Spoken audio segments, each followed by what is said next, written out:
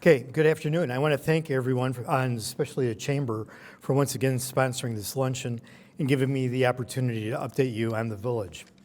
It's really a pleasure to be here and to be able to speak about Addison. I also want to recognize my colleagues whose help, support, expertise, and involvement have been critical in moving our community forward. There is Lucille Zuccaro, our village clerk, who right now is in Florida. Deputy Mayor Tom Hunley, trustees Harry Theodore, Bill Lynch, Kathy Klusny, Sam Nasty, Dawn O'Brien, as well as our entire management team. I'm happy to report that 2019 has been another very successful year for Addison. We continue to be financially stable, and we continue to see renewed interest in commercial, industrial, and residential development, and progress continues to be made in improving the quality of life for our residents. In the area of finance, our bond rating, which is critical in securing the most favorable credit rates, was reaffirmed as AA+. Our goal is to maintain an unrestricted fund balance of 25%. This year, we were able to maintain a 31% fund balance, due in large part to the diligent work of our staff in maintaining a fiscally responsible operation while ensuring high-quality service levels. The long-awaited upgrade to our financial software system that began in 2018 was realized with the rollout of the utility billing module. The system was validated by our annual audit that received an unmodified opinion from the auditors. The permit tracking module and other features that will enhance customer service and improve efficiency will be completed in the next several months. We continue to be aggressive in our pursuit of both state and federal grants. This year, $500,000 was earmarked by the state for capital projects in Addison.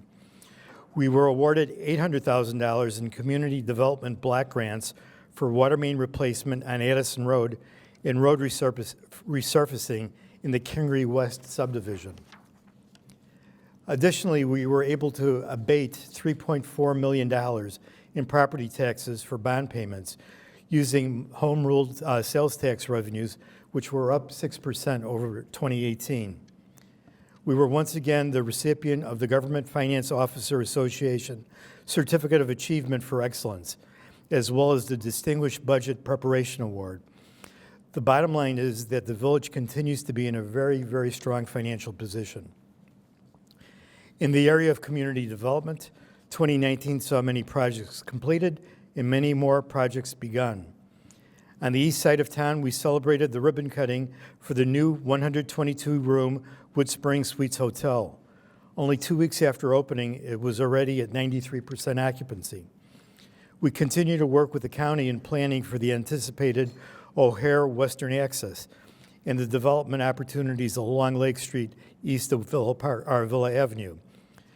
To that end, we're in the permitting process for a new retail center to be located just east of the Shell station. The owner and developer are proposing two 10,000 square foot buildings that will be occupied by retail, fast food, and casual dining. They'll also add a lighted walk path that will connect the Salt Creek Trail using part of the village-owned unbuildable properties. Moving west on Lake Street, Dunkley's Tavern, featuring gourmet burgers and craft beers, opened for business in the now fully occupied J.C. Plaza. Green Meadow Plaza welcomed Flavor Frenzy Ice Cream to their shopping center. Plius Bar and Grill opened in the Lake Street Commons, bringing this revitalized center to full capacity. Across the street next to Millie's, the gift shop, a new addition to our retail sector, recently opened. And speaking of Millie's, they're celebrating their 60th year of business here in Addison. Last January, we cut the ribbon signaling the completion of Caputo's $5 million modernization and facade upgrade, bringing a fresh new look to that very visible intersection. With the surge in interest in commercial and residential space in Addison, much focus has been placed on the disposition of the Lutherbrook property.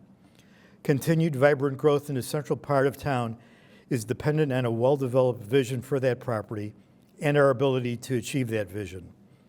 To assure that we have the control needed to reach our goal, and even more importantly, to put the 16 acres of land back on the tax rolls, a decision was made to purchase Lutherbrook. In the coming months, we'll be working to repurpose the critical parcel of land, concentrating on owner-occupied residential and commercial uses. Last year, I spoke of the proposed Park Pointe of Addison senior resident project that was put on hold due to the untimely death of the developer. The project cited for the vacant Oxford property has been reworked, and plans are in review for a 132-unit, 154,000 square foot independent and assisted living Alexandra Pointe Senior Center. It's anticipated that demolition of the existing bank building will happen in early to mid-2020. Centennial Plaza on the west side of town has seen some new openings, a few closings, and will shortly see some reopenings. In February, Export Fitness cut the ribbon for their new health and fitness center, marking a milestone in the reimaging of the center. Berkey's Cafe's popularity was underscored by its expansion into the adjoining unit. In a new major Centennial tenant, BioLife Plasma Center, a subsidiary of Takata, opened its doors this past December. And while we said goodbye to Firehouse Subs, a new gourmet taco restaurant, Taco Badas, is scheduled to open in the space early this year. Of course, the big question for 2019 was, what's happening at Applebee's?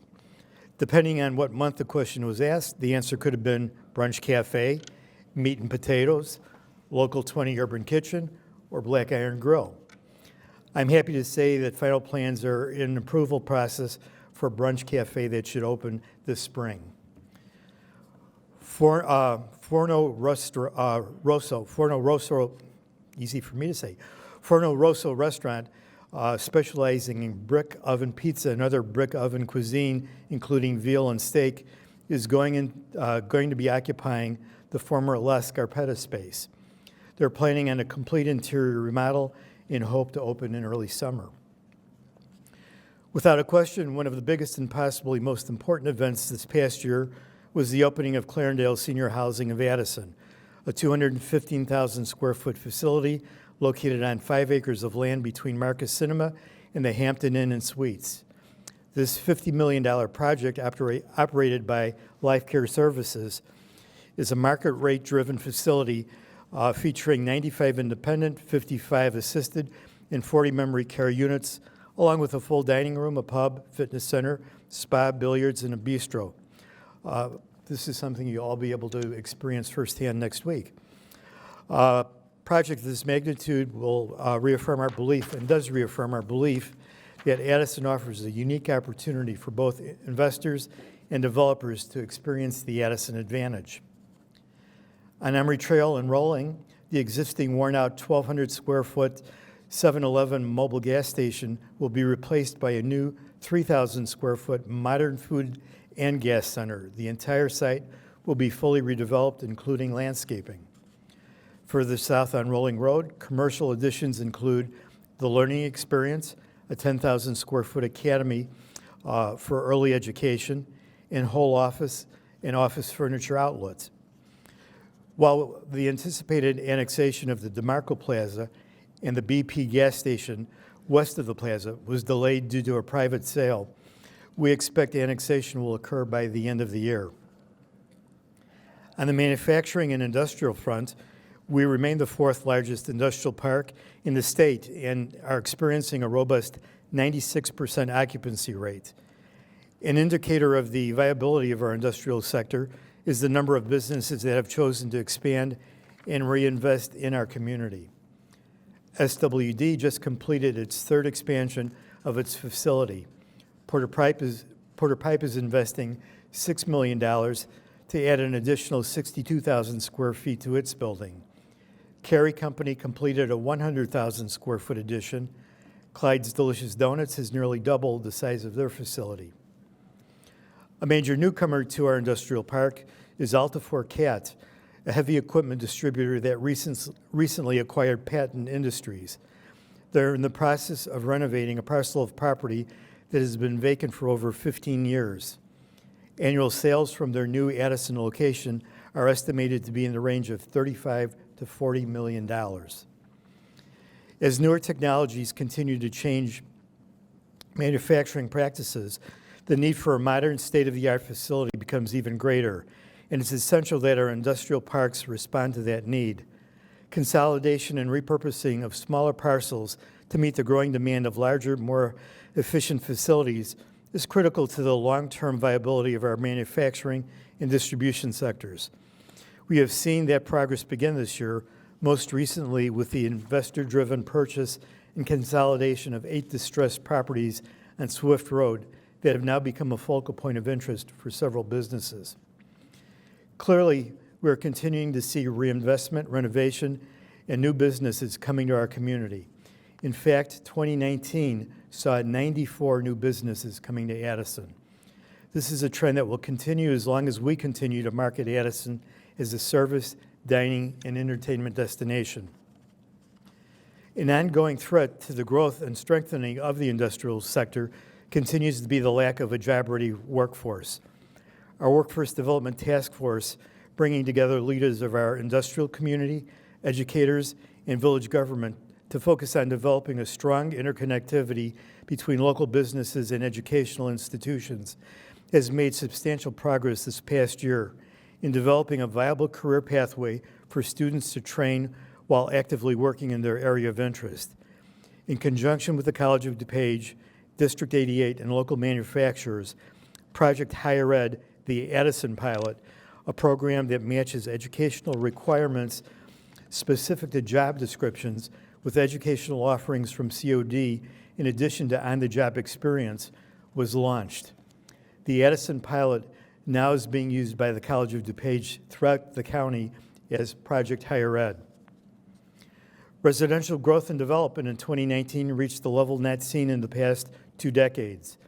In addition to the 190-unit Clarendale Senior Living Center, we saw the completion of Phase 1 of the enclave at Mill Creek and the start of Phase 2 of this 87-unit single-family development. Phase 3, a townhome development at Mill and Army Trail, is now being discussed. Both the Woodland Townhome and the Auburn Hills Townhome projects reached near completion this year. 2019 also saw the sale of the vacant Driscoll property to Pointe Homes. Preliminary plans for this 57-unit single-family subdivision are currently under review, and the builder is conducting a feasibility study, environmental testing, and stormwater management studies. With the addition of senior, empty nester, and quality mid-range homes, we're now able to provide a continuum of options that meet the needs of every segment of our community and provide an option, an attractive option for prospective buyers. In terms of infrastructure improvement, multiple projects focusing on flood control were undertaken.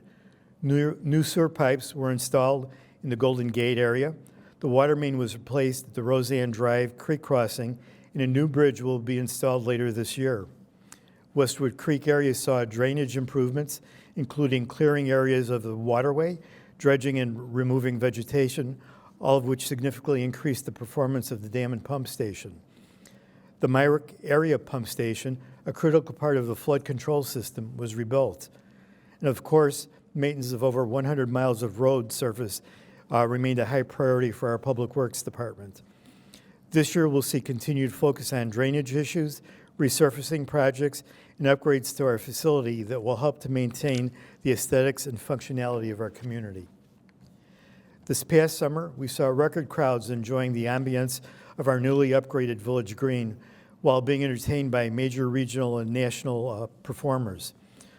Our local restaurants provided a wide variety of food, and with the hard work of our Special Events Commission and our entire village staff, we were able to achieve our goal of developing a venue for our residents to relax, interact with friends and neighbors, and to celebrate our community. Enhancements to Rockin' Wheels and further development of our tree lighting weekend are already in the planning stage, and additional Village Green events are being discussed. The 3rd annual Addison Medinah Shrine Parade, scheduled for August 30th, will also see upgrades with a post-parade event on the Village Green. In terms of quality of life, both for our residents as well as for our businesses, a safe community is essential. It's the village's responsibility to provide that environment.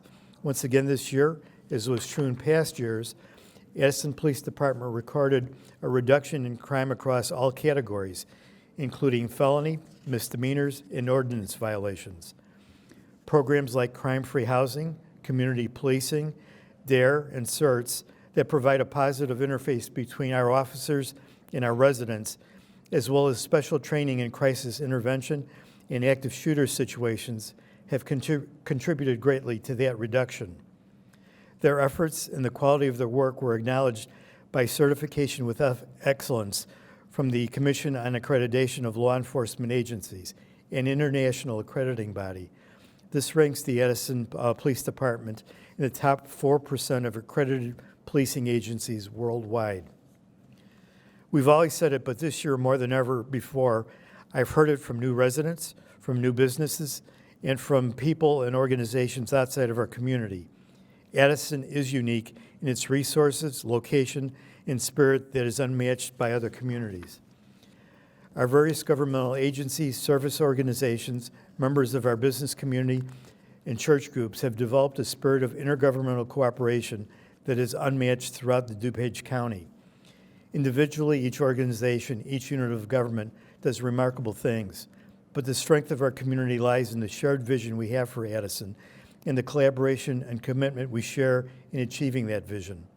We must continue to work together to break down silos, to share expertise and resources, excuse me, and to solidify the common vision for Addison for now and for the future. Programs like the Memorial Day observance, the interfaith prayer services organized by our church leadership council, the consolidated food pantry that now serves the entire village, Shop with a Hero, Perks and Possibilities, and so many other charitable activities speak to the core values that unite us as one community. And nothing can be more reflective of that than the Mayor's Community Charity Ball.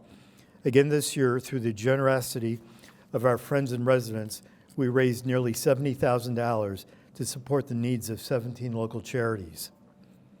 2019 has been a very good year, marked by growth, development, and achievement.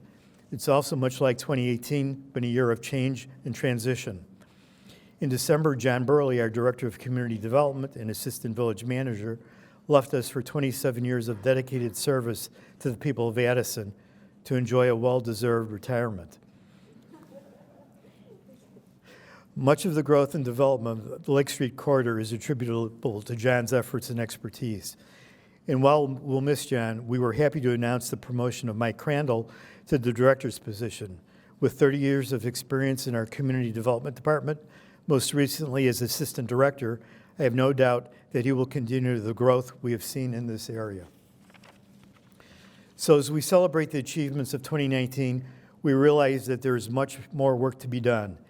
As the economy continues to strengthen, we will see more social and economic opportunities develop. The future of Addison is and will continue to be bright as long as we, together, recognize our individual value and, just as importantly, recognize the power and advantage of working together with all elements of our community. For only in that unity and spirit of cooperation can we fully realize the Addison advantage. Thank you. Also, I just want to recognize Anna. Anna worked hard on putting the slides and pictures together, so thank you, Anna. So, if there are questions, I'd be more than happy to answer any. If not, have a great day.